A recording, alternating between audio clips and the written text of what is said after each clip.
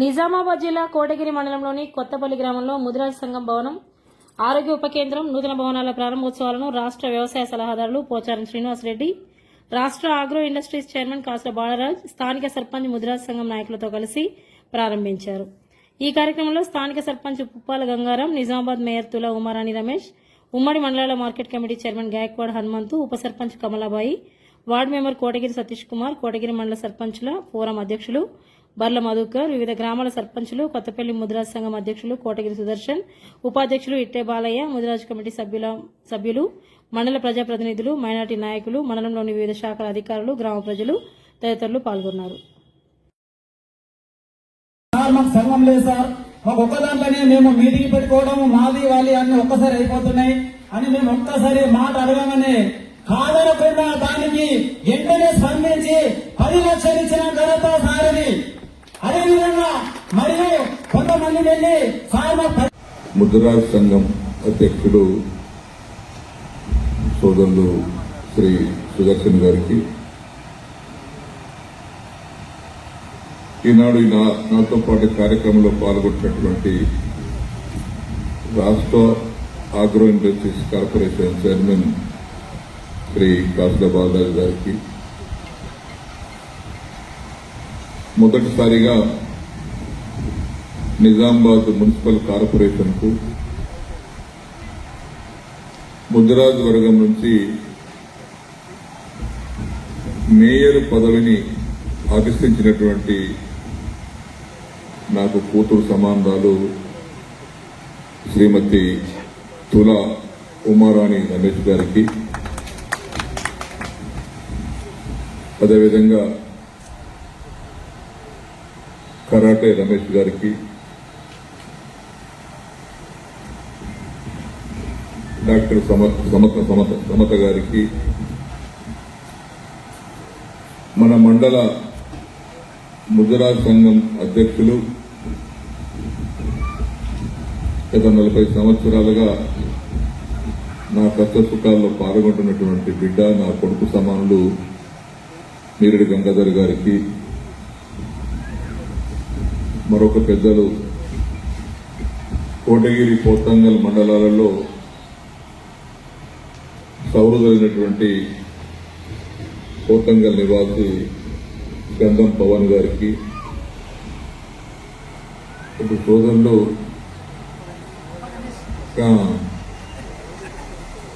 సోదరులు ఉత్సాహవంతులు, మనందరినీ వేదిక మీదకి ఆహ్వానించి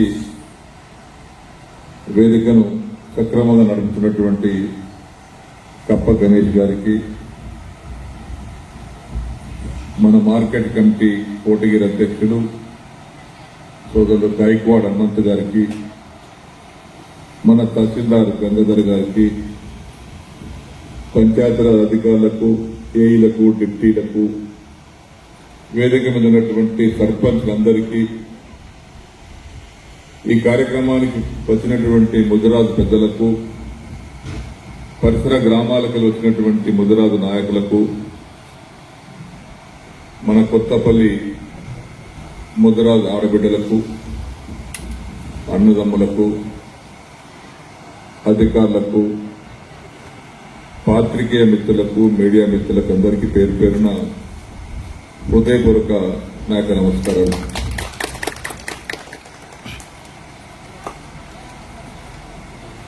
మన సుదర్శన్తో పాటు మన ముదిరాజు పెద్దలు వచ్చి, సార్ మీరు ఇచ్చినటువంటి ఆ ఫంక్షన్ హాల్ను ప్రారంభించుకుంటే మేము చిన్న చిన్న పండుగలు చేసుకుంటాం, మరి మేము ప్రారంభించేంత వరకు చేసుకోవద్దు అనుకున్నామని వారు ఒక మాట అంటే, నేనంటే ఇంకా ఆక్సిడెంట్ ఎందుకు చేస్తారు, మరి ప్రారంభోత్సవాని కోసమే మీ ఫంక్షన్లు ఆగిపోతుంటే అది కరెక్ట్ కాదు. కాబట్టి నేను ఎల్లుండే వస్తాను. శనివారం రోజు మంచి రోజు ఉంది, స్వాతి నక్షత్రం విద్య మంచి రోజు కాబట్టి వస్తానని చెప్పి ఈరోజు రావటం చాలా బ్రహ్మాండంగా.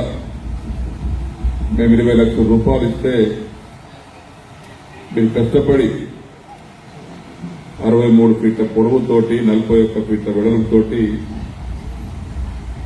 వధూవరులు పిల్లగానికి రూములతో పాటు చక్కటి కళ్యాణ మండపాన్ని ఫంక్షన్ హాల్ని నిర్మించుకున్నటువంటి కొత్తపల్లి ముజరాజ్ పెద్దలందరికీ పేరు పేరున హృదయపూర్వకమైనటువంటి అభినందనలు, ధన్యవాదాలు.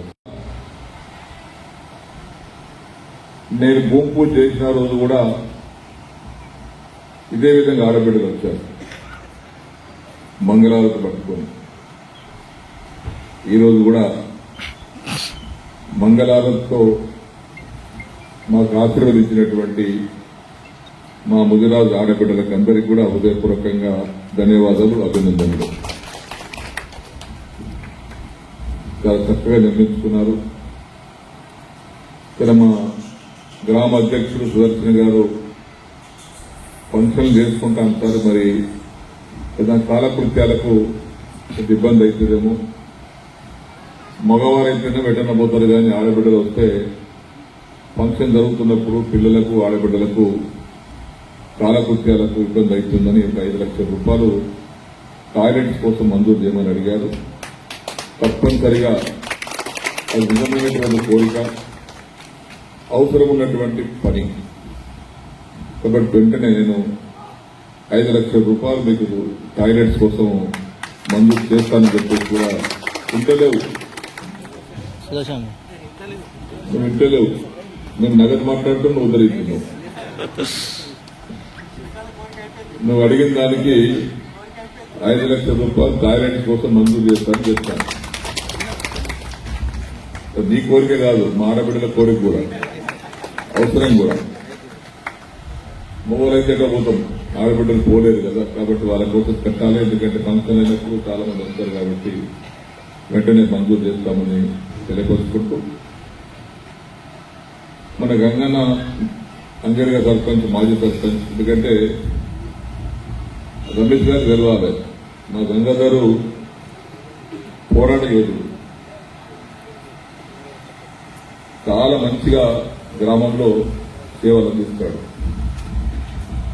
ఆయన సర్పంచ్ అయ్యిండు, భార్య సర్పంచ్ అయింది, కొడుకు సర్పంచ్ అయ్యిండు, మళ్ళీ ఇప్పుడు కొడుకు సర్పంచ్ అయ్యిండు.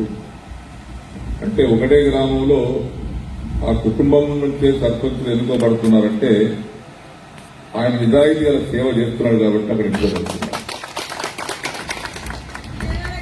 చాలా బ్రహ్మాండంగా